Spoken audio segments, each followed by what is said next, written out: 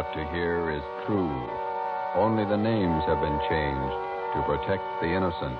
Fatima Cigarettes, best of all long cigarettes, brings you Dragnet.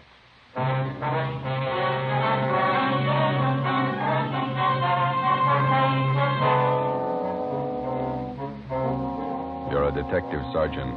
You're assigned to Juvenile Bureau.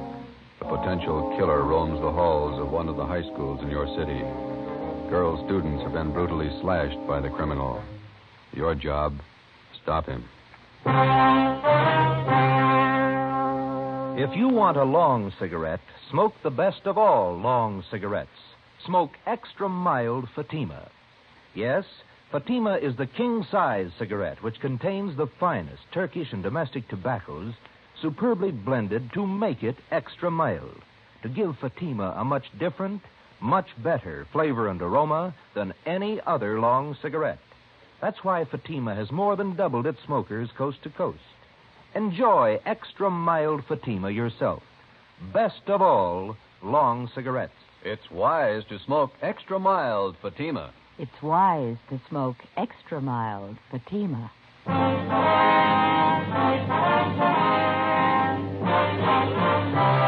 Dragnet, the documented drama of an actual crime. For the next 30 minutes, in cooperation with the Los Angeles Police Department, you will travel step by step on the side of the law through an actual case from official police files. From beginning to end, from crime to punishment, Dragnet is the story of your police force in action. It was Thursday, November 4th. It was windy in Los Angeles.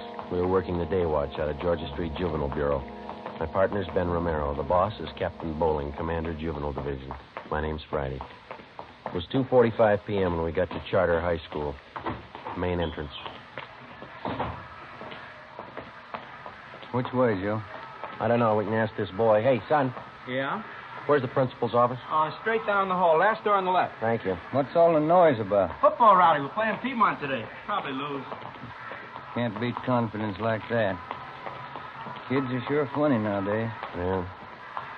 Check that sign. Mm-hmm. Junior prom. $1.25 per couple. Makes you feel old, doesn't it? I never did go to those high school dances. How come? Yes, sir? Like to see Mr. Chase? Could I have your names, please? Romero and Friday. Oh, yes, he's expecting you. You can go right in. That door, then. Thank you, miss.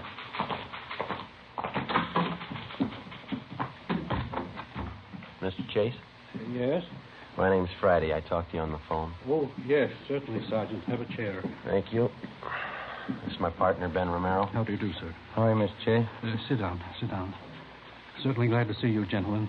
I'm at the end of my rope. Would you mind briefing us, Mr. Chase? How did all this trouble start? I don't know how it started. I don't know why. But here's the result, Sergeant. This dress, bloodstains on it. Mm-hmm. What's the story? A woman stormed in here and said her daughter came home from school yesterday wearing this dress. As she told her mother she'd been knifed here at the school. Mm-hmm. How many cases like this have you had? 21 in the past 3 weeks. Why didn't you notify us? Believe me, Sergeant, I didn't know which way to turn.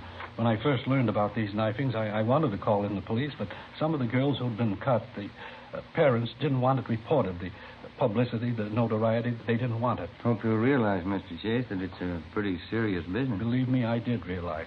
What could I do? The knifings had to be stopped. The parents didn't want them reported. I've tried everything humanly possible to find out who's responsible. What have you tried, Mr. Chase? Well, I called on some of the older students from the Boys' Council. I placed them all over the grounds of the buildings and told them to keep an eye out. No results, huh? The knifings have gone right on. This past week, they've even gotten worse. Oh, that reminds me. Just a moment, please. Yes, Mr. Chase? Doris, would you get Jim Travers, please? Have him come to my office right away. Yes, Mr. Chase. Travers is head of the Boys' Council. He helped organize the system of guards. He might be able to give you some information. You said a minute ago that the situation has been worse this past week. You mean the knifings have gotten more frequent? More frequent and more serious. One girl was cut very badly this morning. She had to be sent home. Are most of these girls cut in pretty much the same manner? The school nurse treated some of them. She says it looked to her as though the girls had been slashed with a very sharp knife, probably a razor. Is there any definite time pattern to these knifings? All of them happened between periods when the students change classes. The corridors are pretty well crowded, and That's why it's so difficult to pin it down to any one person. I see. How about the victims themselves, Mr. Chase? Is there any set pattern there? That's what has me frightened. How do you mean? Most of the victims are rather pretty girls. Whoever's doing this seems to have a preference for them. It's frightening when you think of what kind of mind the person must have. It's a little more than frightening, Mr. Chase. Huh? A person with a knife must be a mental case, probably a dangerous one. I don't think he's going to be satisfied with just knifing the girls. Killing? Possible if we let it go much longer.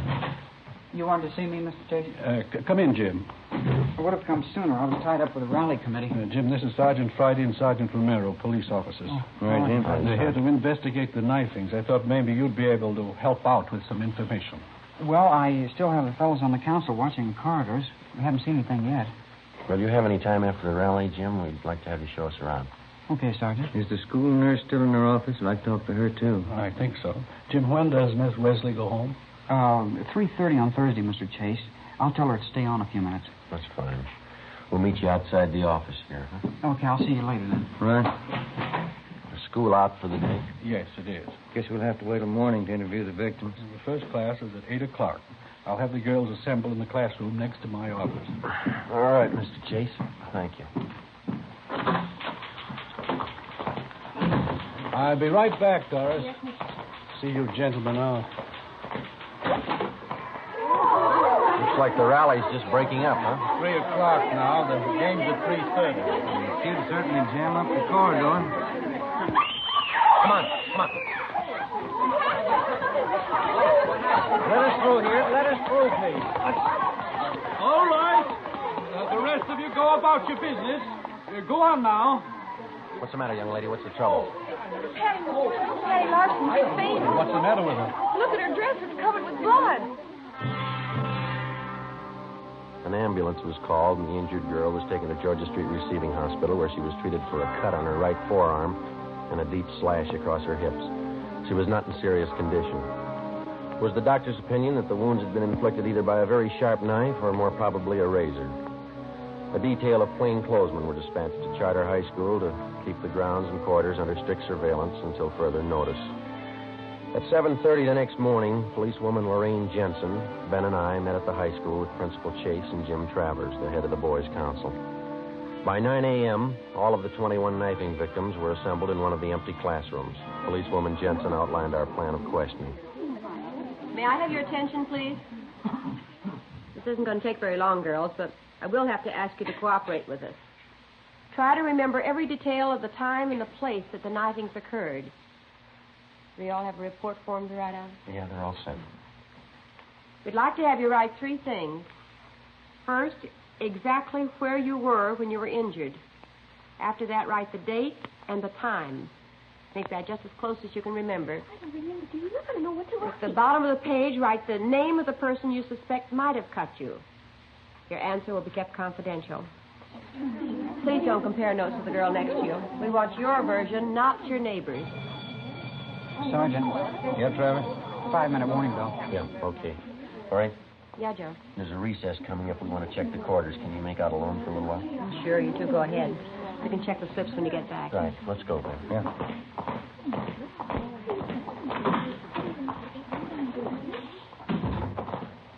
Top of the stairs is best, Sergeant. Okay.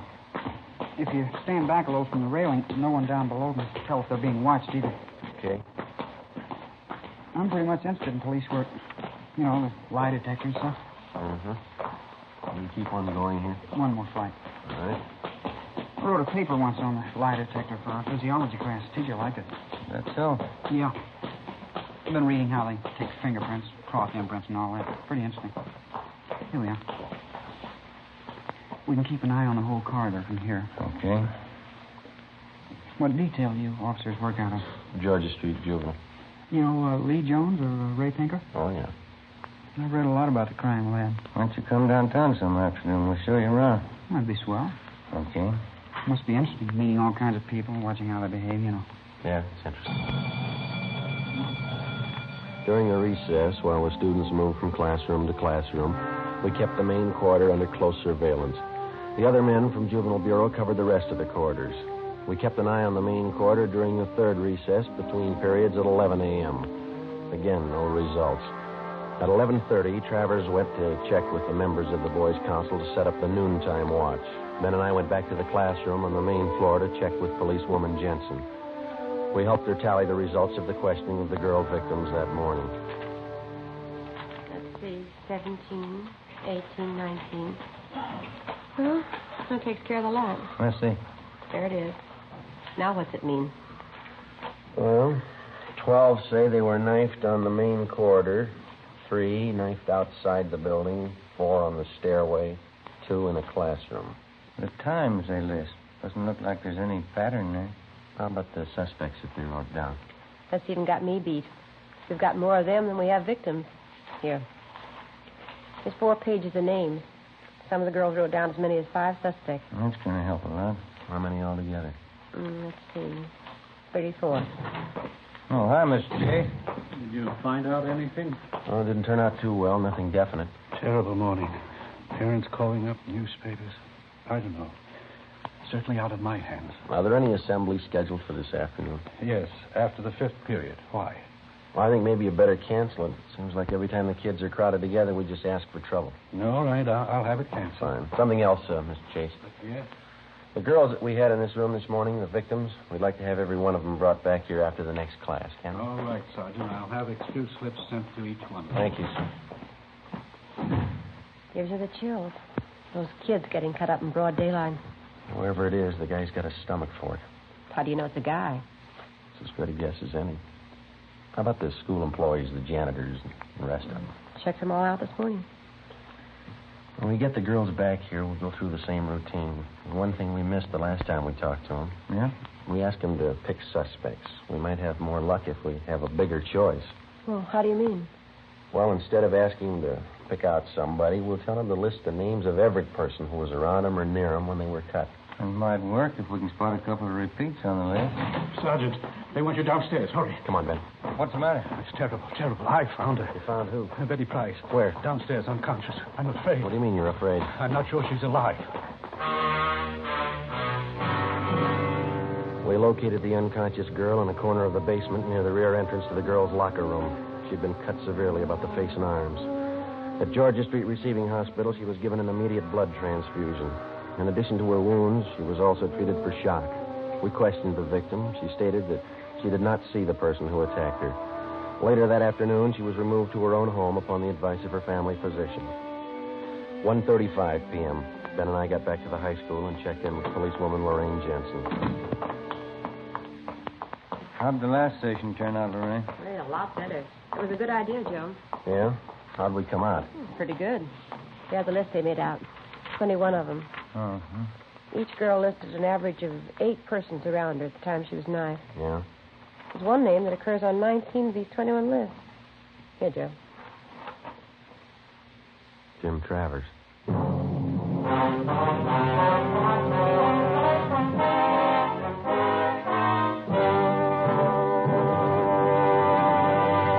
You are listening to Dragnet, the case history of a police investigation presented in the public interest by Fatima Cigarettes.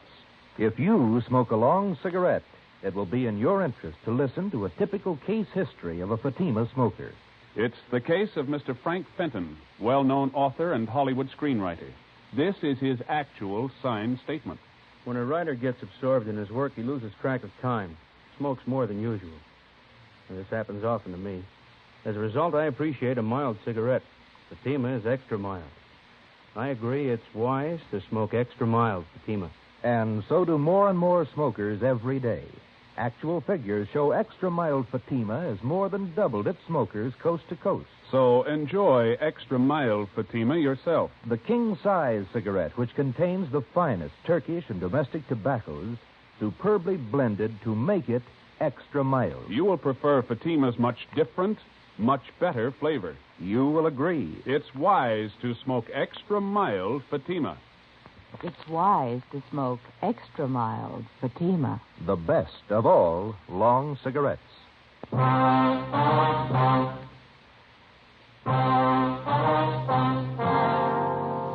Friday, November 5th, 1:45 p.m. Ben and I started checking on Jim Travers. In the registrar's files, he was listed as James Kirkland Travers, 17 years old. He was a well-known, popular student. He was a fine athlete. He was from a well-to-do family. His father was the head of an engineering firm. His mother was from one of the oldest families in the city. During his 3.5 years at Charter High, Jim Travers had maintained close to an A average in his studies.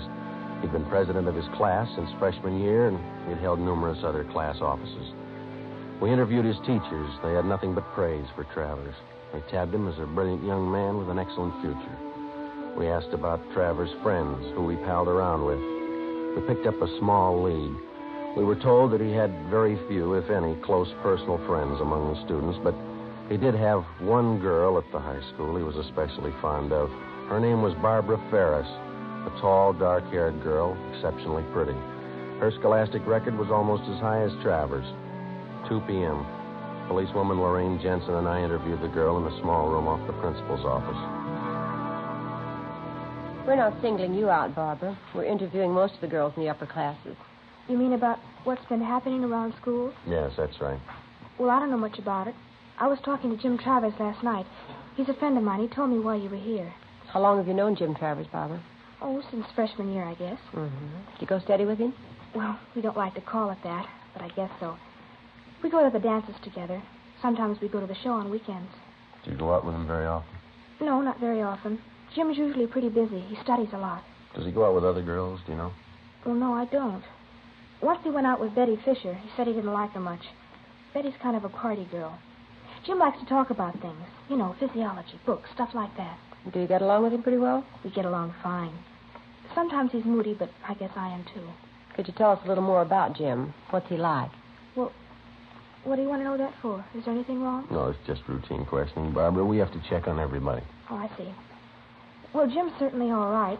He's like the rest of the fellows at school, I guess. Only he's smarter than most of them. Well, is there anything maybe that's odd about him that you noticed? Anything very different? No, not that I've noticed. He's always been pretty bashful, up until this last year anyway. He's still that way sometimes when we go out on dates. How do you mean? How is he bashful? You know, about girls and things. He's always nice, though. He's not always thinking about necking and stuff like most of them. You mean he's not the romantic type? Well, he can be romantic when he wants to. Once we parked outside my house after a dance. He's always nice. It was just this one time. What was that? Well, he kissed me, and then he twisted my arm behind my back. He kept twisting it for no reason. Yeah? I told him it hurt me, but he wouldn't let go. He kept twisting my arm. What did he say? That's what was so funny. He said, I like you better than any girl I know. Yeah? Then he said, that's why I'm hurting you. After talking with Barbara Ferris, we had a pretty good idea that Jim Travers was the suspect we wanted. But because of his fine background and his record, we realized that we'd have to prove beyond any question of a doubt that he was the guilty person. We had only one thing to go on besides the information Barbara Ferris had given us. During the morning recesses, when Travers was with Ben and I was watching the corridors, not one knifing took place. When we had left Travers and gone downstairs to check with policewoman Jensen, the girl had been found slugged and cut at the rear of the girls' locker room. 2:30 p.m., Ben and I met with the suspect. How's it going, Sergeant? Any luck? Not much, Jim. What's that, another rally? No, a band practice. Junior prom's tonight, isn't it? Yeah. You talked to the girl who was knifed downstairs, huh? Find out anything? No, not much. You want to stick with us this afternoon? I think you might be able to help us out. Sure. I've got the fellows on the council standing by if you want them. Fine.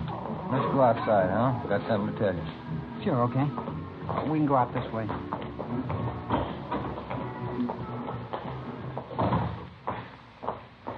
I certainly appreciate your letting me tag along. Hope I can help you. I think you can, Jim.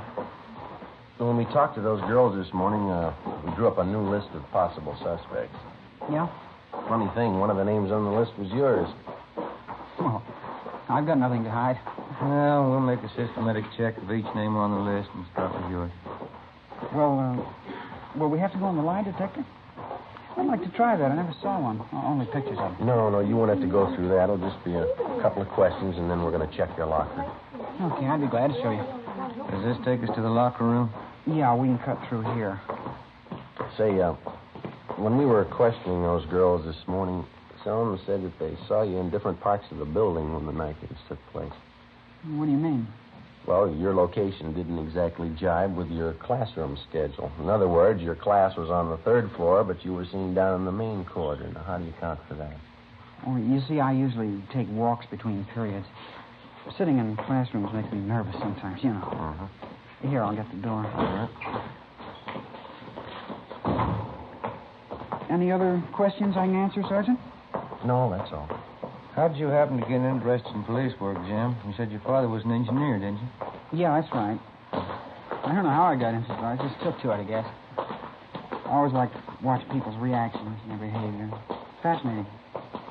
The locker room's down this way. Okay.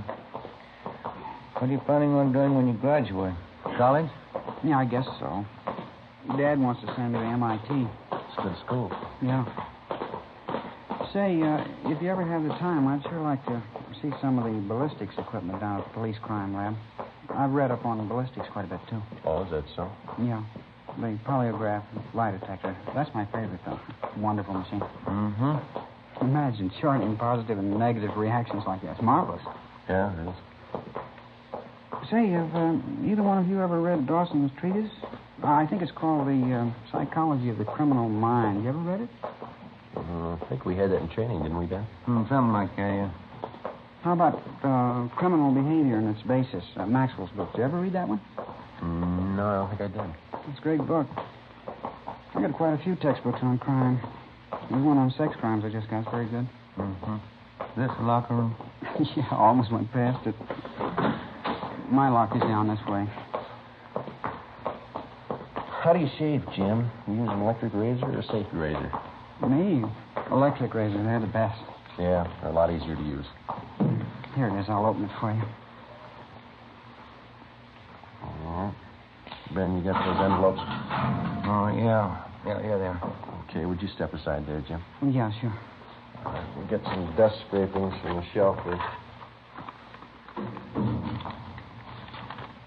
All right, there you are, Ben. You want to mark it? Yeah. Jim Travers, dust scrapings from locker. All right. Let's see here. Here's some more scrapings from the bottom of the locker this time. Huh? Okay, I'll seal these envelopes. Oh, here's a nail file. Okay, Jim. Now, will you hold out your right hand? Oh, yeah, okay. Hold an envelope under his hand, will you, Ben? Catch the nail scrapings. Yep. Yep, here we are. Say, what's all this for, Sergeant? Oh, it's just routine with everybody, Jim. Just gonna take some sample specimens to run through the spectrograph. Spectrograph? Mm-hmm. Now, let me scrape that middle fingernail a little. Oh, okay. That's it. Now the index finger. What about the spectrograph? We use it all the time. Well, it won't work in a case like this, will it? All right, that's all for the right hand, Ben. Don't forget to mark the envelope. Yeah. Let's see, Jim Travers, scrapings from fingernails of right hand. There we go. All right, now the left hand, Jim. Yeah. No, we don't know if this is going to work or not. It's worth a try. We'll know this afternoon. This afternoon? Yeah. We'll have to run you through on the machine. Hold the envelope a little closer, Ben. Oh, yeah. Well, how's it going to help you? It might tell us what you had for breakfast a week ago. It might tell us what kind of clothes you wore 3 days ago. The kind of objects you came in contact with. Oh. Well, what kind of principles does it operate on? Oh, I don't know. We can ask Lee Jones. Here, let me get the scrapings from your thumb. All right, there it is, and I'll seal it and mark it, Ben. You want to call the office and tell them we're on our way in? Yeah, I'll be in that room right next to the principal's office. Okay. You can close your locker, Jim. That's all. Yeah, all right. We'll check the things in your pockets when we get to the crime lab. Let's go. That spectrograph must be a marvelous machine. Well, it's worked for us a lot of times. We've got evidence on a suspect that either convicts him or clears him. You'll probably get a kick out of it. I'd like to see it. You say it tells you everything a person's come in contact with, huh? Yeah, that's right. Could it tell you how I shave? Well, how do you mean? I mean, with an electric razor or safety razor. Oh, yeah, sure. That's one of the primary things. I don't know exactly how it works, but it does the job. We'll get Lee Jones to explain it to us. Out this door. We can cut across the courtyard. Oh, these are sure nice grounds. Will they keep me long downtown, Sergeant? What do you think, Jim? You know, the strange part about these knifings out here. What's that? Whoever's responsible probably doesn't even realize what he's doing. Yeah. Mentally, he's sick. He's very sick. Best thing for him would be a doctor. Mm-hmm. Just like any other sickness, it's not going to get better by itself. Yeah. The only trouble is he's just getting his appetite up with these knifings. Now, if he goes much longer. How about that spectrograph, Sergeant? Say, for instance, well, if I happen to hold a knife in my hand or maybe a razor. Oh, yeah. That'd show on the machine. We go in here? Yeah. It's a terrible thing. Whoever it is. Terrible thing. Yes, it is. In here, Jim.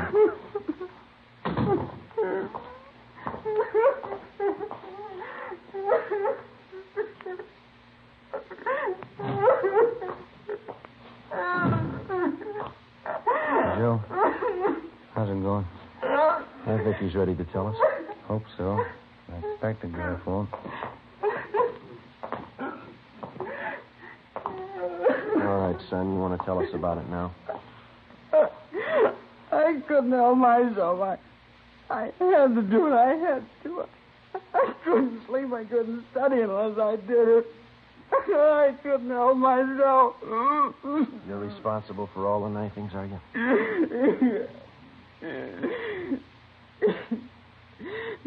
You knew, didn't you? Who told you? You told us, Jim. I'm glad you caught me. It was getting worse. Might have been too late. I'm glad you caught me. Why? Barbara. After the prom tonight, Yeah. I was going to kill her.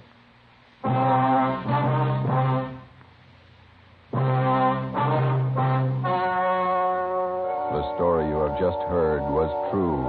Only the names were changed to protect the innocent. On December 15th, a hearing was held in Juvenile Court, Department 38, City and County of Los Angeles, State of California. In a moment, the results of that trial. It's amazing how many long cigarette smokers are changing to extra mild Fatima. Here is the actual report. From coast to coast, Extra Mild Fatima has more than doubled its smokers. Yes, more and more smokers every day are discovering that Fatima is the king-size cigarette that is extra mild. Extra mild because it contains the finest Turkish and domestic tobaccos superbly blended to make it extra mild, to give it a much different, much better flavor and aroma. Enjoy extra mild Fatima yourself. Best of all long cigarettes. It's wise to smoke extra mild Fatima. It's wise to smoke extra mild Fatima.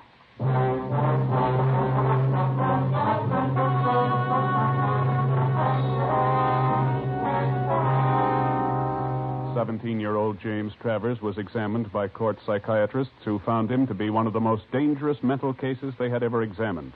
The boy's parents, who cooperated to the fullest with the police officers and with the court, made only one request, that the boy be committed to a private sanitarium. James Travers is now under confinement at that sanitarium for an indefinite period of time.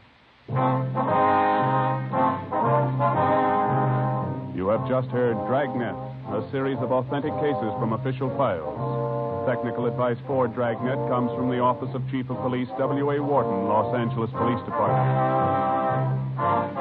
Fatima Cigarettes, the best of all long cigarettes, has brought you Dragnet from Los Angeles.